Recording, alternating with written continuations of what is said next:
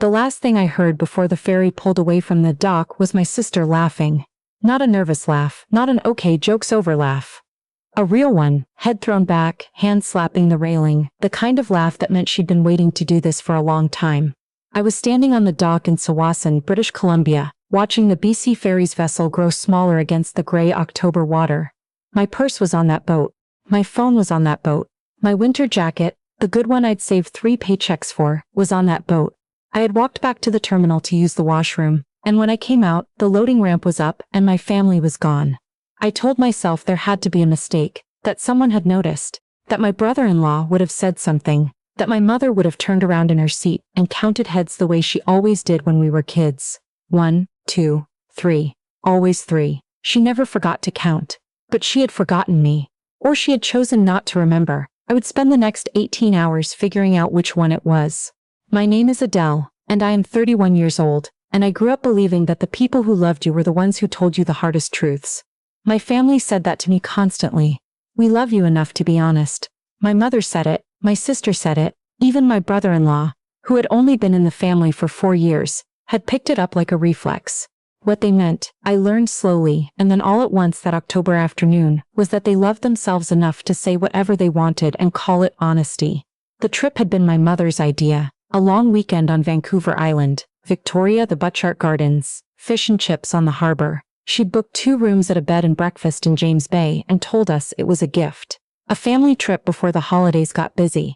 I hadn't taken a vacation in almost 2 years, and even though something in me hesitated when she called, I said yes. My sister and I have always had a complicated relationship. That's the polite way to put it. She's 3 years older than me, and for as long as I can remember, she's had a talent for making me feel slightly outside of everything, slightly too sensitive, slightly too slow to get the joke, slightly too much. When we were teenagers, her friends called me Adele's little sister, even though I was the younger one, which doesn't make grammatical sense but somehow captured exactly how I felt. Her husband is the kind of man who finds everything funny and mistakes that for a personality. He's loud in a way that fills rooms before he's properly entered them. My mother adores him. She says he brings energy. What he brings, mostly, is noise. I'd told myself on the drive to the ferry terminal that this trip was a chance, a real one.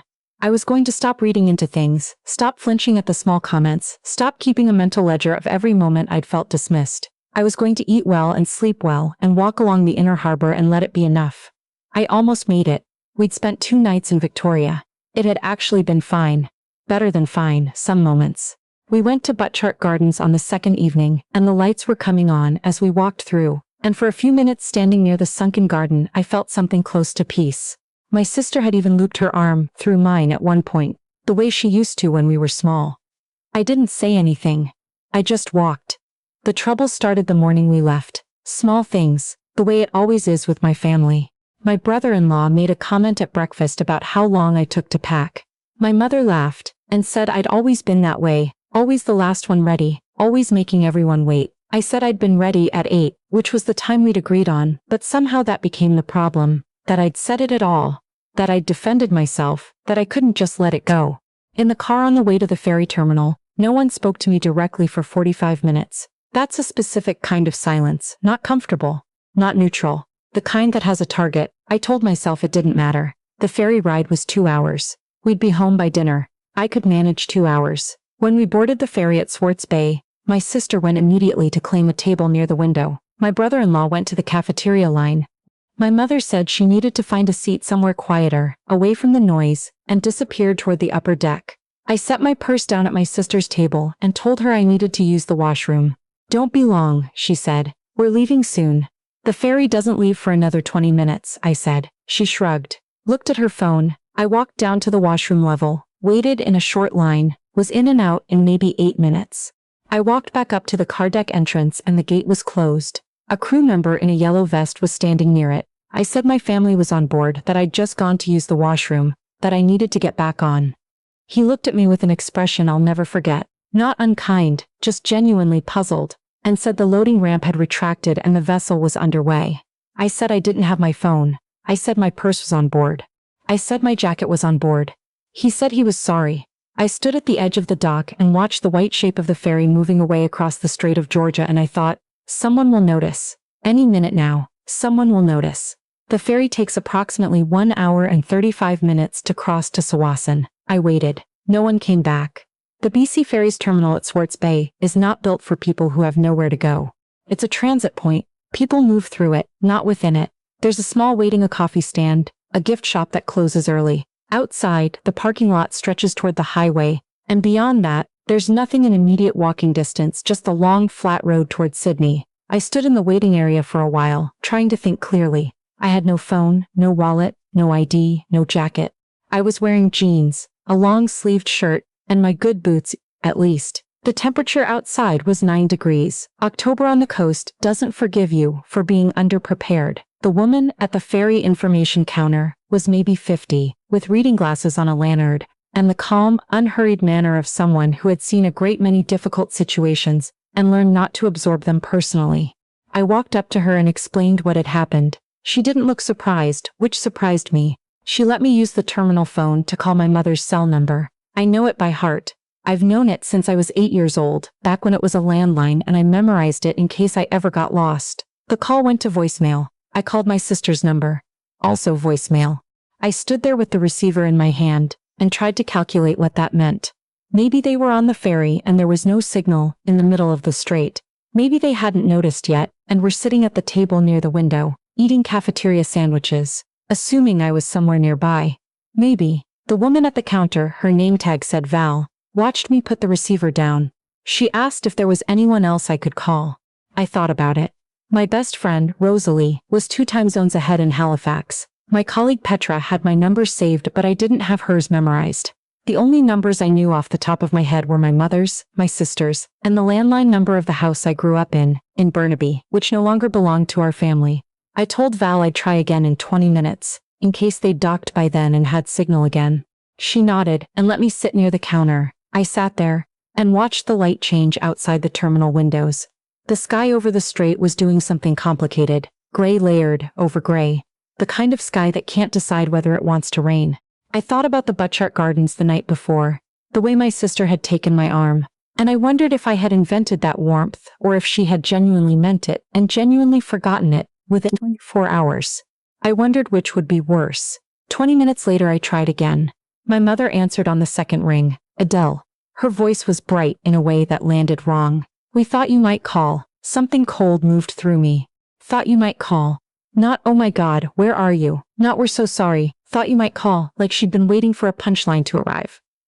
Mom, I said. I'm at the Swartz Bay terminal. My purse is on the ferry. I don't have my phone. I don't have any money. I don't have. We know, she said. And then quieter, I heard my brother-in-law in the background say something, and my sister laughed. That laugh. The same one I'd heard as the ferry pulled away from the dock, except now it was muffled by distance and a bad connection, and the fact that I was on the other side of a body of water with nothing. Is this a joke? I asked. My voice came out smaller than I wanted it to. We just wanted to see what you'd do, my mother said. You're always saying how capable you are, how you don't need help. We thought it'd be good for you. A little challenge. A little challenge. I was standing in a ferry terminal in October with no jacket and no wallet, and the woman behind the counter was pretending to look at her computer screen, and I had flown through every possible emotion so fast that I'd arrived somewhere past anger, somewhere flat and very quiet. Are you coming back for me? I asked, a pause. The next ferry's in a few hours. We'll see if we can make it. We'll see. I put the phone down. Val, to her credit, did not make me explain. She brought me a coffee from the stand, wouldn't let me refuse it, and found a spare BC Ferries fleece in a lost and found box that smelled like someone else's life but was warm. She told me there was a small town called Sydney about 6 kilometers up the road, and that there was a community center there and a public library and a Tim Hortons, and that if I wanted to walk, she could draw me a rough map. I said I wanted to walk. She drew me the map on a piece of terminal stationery. She wrote her direct line at the bottom and said to call if I needed anything, that she was on shift until 7. I took the fleece. I took the coffee. I stepped out into the 9-degree October air, and I started walking north along the road toward Sydney. The walk took me about an hour and 15 minutes. There was a shoulder on the road, and enough daylight left that I felt safe, just cold. I counted my steps for a while, and then stopped. I looked at the farmland on either side of the highway. Flat fields, a few horses standing very still near a fence, a farmhouse set far back from the road with lights on in the kitchen. Normal life, continuing without awareness of me. I found that oddly comforting. I thought about what my mother had said. We just wanted to see what you'd do. You're always saying how capable you are. I tried to remember when I had said that. I couldn't think of a specific occasion. What I could think of was the reverse. All the times I'd asked for things and been told I was asking too much. All the times I'd said I was struggling and been told I was being dramatic. All the times the story of who I was had been written by other people and handed to me to carry. You're too sensitive. You take everything personally. You can't take a joke. You always have to make things difficult. I'd spent so many years trying to argue with those stories, trying to present evidence to the contrary, trying to prove that I was actually fine, actually manageable, actually easy to love. And standing on that highway shoulder in a stranger's fleece, I thought, what if I just stop? Not stop being those things, stop defending myself against them, stop needing anyone in that family to revise the story they'd decided to tell about me. I reached Sydney just as the light was going golden. The main street was quiet. It's a small town. The kind of place where shops close at 5 and people know each other by name and nobody is in particular hurry. I found the Tim Hortons and pushed through the door into warmth and the smell of coffee, and something in me just let go a little. I stood at the counter and explained my situation to the young man at the cash, a kid maybe 19 with the name Joel on his tag. I said I had no wallet, I'd been separated from my family, I was waiting for a ride, and I was wondering if there was any chance. He looked at me for a moment, then looked at the person beside him, an older woman restocking the muffin display. And they had a short wordless conversation with their eyes. She nodded. Sit wherever you want, Joel said. Coffee's on us. I sat by the window and I drank the coffee and I didn't cry, which surprised me. I thought I would cry. Instead, I felt very precise, very clear-headed, the way you sometimes get on the other side of shock when the adrenaline has burned off and what's left is just information. The information was this: my family had stranded me at a ferry terminal with no phone, no money, no ID, and no jacket. They had done it on purpose. They had planned it, or at least enabled it, and then they had laughed. When I called, my mother's first response was not worry. It was satisfaction. That's not a mistake. That's not a bad day. That's a pattern I'd been inside of for 31 years without quite being willing to name it. Joel asked, after a while, if I needed to make a call. He handed me his personal cell phone without being asked.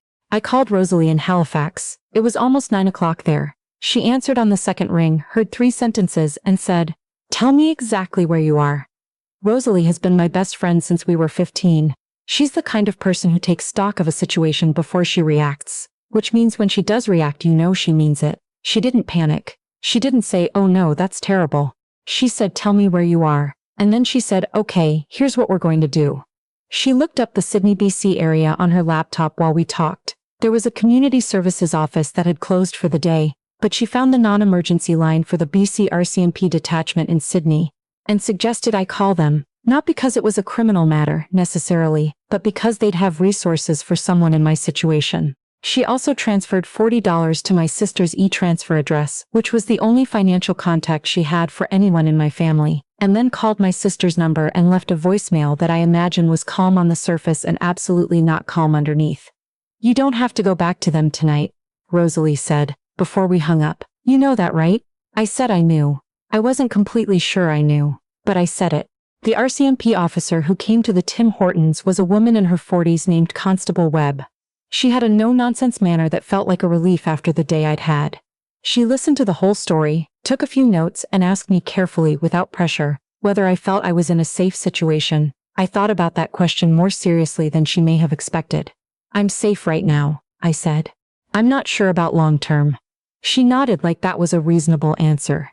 She helped me access the Victim Services Resource Line and gave me a card with numbers on it, including a local shelter and a social services contact for people in transition. She made clear those resources were there regardless of whether what had happened to me met a legal threshold. Then she drove me to a motel on the edge of Sydney that was $38 a night and spoke to the owner, a quiet older man named Harv, who let me pay the next day, once I had access to funds. I sat on the edge of the motel bed in the borrowed fleece, and I looked at the room, and I thought about my family on the other side of the ferry route, probably at home now, the 4 of them in the Burnaby house, probably eating dinner, probably finished laughing. "My mother called just before 11, I answered. "We assumed you'd figured something out," she said. "You always land on your feet." I didn't say anything for a moment. "Mom," I finally said, "what happened today wasn't a prank. You left me stranded in October with no phone, No wallet and no way to get home. That's not a joke. That's not tough love. That's not teaching me anything. That's abandonment. Silence. You're being so dramatic, she said. It was one afternoon that I survived because strangers helped me, I said. Not because my family came back. More silence, then. I don't know why you always have to turn everything into a thing. I'm going to come home tomorrow, I said. I'm going to collect some documents and some clothes. And then I'm going to figure out what I want the next chapter of my life to look like. But I want you to know, this time, I'm not going to spend 2 years convincing myself it wasn't that bad. She started to say something about overreacting. I said goodnight and I ended the call. Rosalie's transfer cleared in the morning. I went back to the Tim Hortons, partly for breakfast, partly because I wanted to thank Joel, who was on shift again, and who seemed genuinely glad to see me upright and intact. I had eggs and toast and the best coffee I'd had in weeks, which tells you something about the power of sitting in warmth after surviving something cold. I took the midday ferry back to Sawasan. I stood on the upper deck this time outside, watching the mainland come into focus across the strait. The water was calmer than the day before. The sky was doing something almost hopeful. Thin cloud, light breaking through in long pale strips. I took a picture on the disposable camera that Harv's wife, a small cheerful woman who did not seem to require explanation for anything, had given me from a basket on the motel front desk. She'd said it was left over from a guest who'd never come back for it. She said I could have it. I took pictures of the water. I took pictures of the ferry wake spreading out behind us. I took a picture of a container ship moving in the opposite direction, slow and vast and indifferent. When the ferry docked at Savasan, I called a cab using the borrowed phone Harv had lent me. I had enough for the fare to Burnaby. The house looked the same. That always gets me, how the outside of a place can look completely unchanged while something fundamental has shifted inside it. My sister's car was in the driveway. I could see the light in the kitchen window. I rang the doorbell. My mother answered in her housecoat, looking at me with an expression I couldn't quite read. You got back okay, she said. Not a question, not an apology. I got back, I said. I went to my old room. The one that still has my things in a few boxes, my university textbooks, some winter clothes I'd stored, and I started filling a bag. My passport, my SIM card, my extra bank card, the earrings that had belonged to my grandmother, that were mine by right, that I'd left here years ago because the house had felt safe once, and I hadn't thought to take them. Some sweaters. A good coat. My sister appeared in the doorway while I was packing. She leaned against the frame with her arms crossed, watching me. So you're doing the dramatic exit thing, she said. I didn't look up. I'm taking my things. You're making this into a huge deal. I folded a sweater. I put it in the bag. What would you call it? I asked. A joke that maybe went slightly further than we planned. You left me at a ferry terminal with no wallet and no phone, I said. In October. I spent the night in a motel in Sydney because strangers helped me. That's what happened. You're fine. I am, I said. Because I made myself fine. Not because you came back. She was quiet for a moment. Then, you've always been so sensitive. I zipped the bag. I picked it up. I looked at my sister. Really looked at her. The way you sometimes can't when you're inside a dynamic, but you can when you're stepping outside of it. And I felt something I hadn't expected. Not rage. Not even sadness, exactly. Something more like clarity. Like finally being able to read something that had always been just slightly out of focus. I hope you're good, I said, in a strange way. I wasn't being sarcastic. I wasn't being generous, either. I just meant it at face value, for the first time in a long time. I walked down the hall. My mother was standing at the kitchen entrance with the same unreadable expression. You don't have to leave like this, she said. I know, I said. I'm leaving like this because it's what makes sense. She didn't follow me. My brother-in-law was in the living room watching something on TV and he looked up when I passed and said, "Safe travels," with a half grin. Like this was still funny. Like we were still inside the joke. I didn't respond. I walked out the front door and down the driveway and I didn't look back at the house. I called a cab at the end of the street. I waited. The night was clear and cold. There were stars over the suburbs, faint through the light pollution, but there. A neighbor's cat came and sat near my feet for a minute, then lost interest and walked away. Somewhere down the street someone was putting out their recycling bins, the plastic wheels scraping along the driveway, that very specific sound of an ordinary Tuesday. The cab came. I got in. I had my documents, my coat, my grandmother's earrings, and a disposable camera with 11 pictures left on it. I had Rosalie's number in my head and a motel receipt in my pocket, and the knowledge that I had gotten through a night alone, on an island with nothing, and had done it with the help of a woman named Val who made me a map, and a kid named Joel who gave me coffee, and an RCMP constable who asked me the right question, and a motel owner who trusted me. Strangers. All strangers. I thought about that for the whole ride home. Not with bitterness.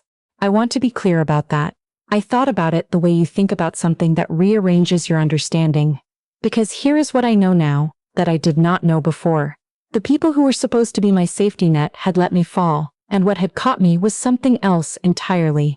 The ordinary decency of people who owed me nothing. That's not nothing. That's actually everything. I found a sublet in East Vancouver 2 weeks later through a colleague at work. 1 bedroom, 3rd floor, a window that faces east and fills the room with pale light in the mornings. I signed the lease alone and came home to a space that was mine. I still have the photos from the disposable camera.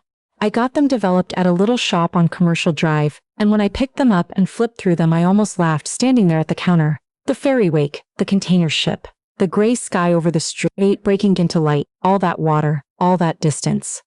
I keep them on the shelf above my desk. My mother has called twice, my sister has not. I haven't picked up, but I haven't deleted the numbers either, not yet, anyway. I'm not interested in a dramatic finish. I'm not interested in a scene. What I'm interested in is building something I can actually trust. My life, for once. Mine.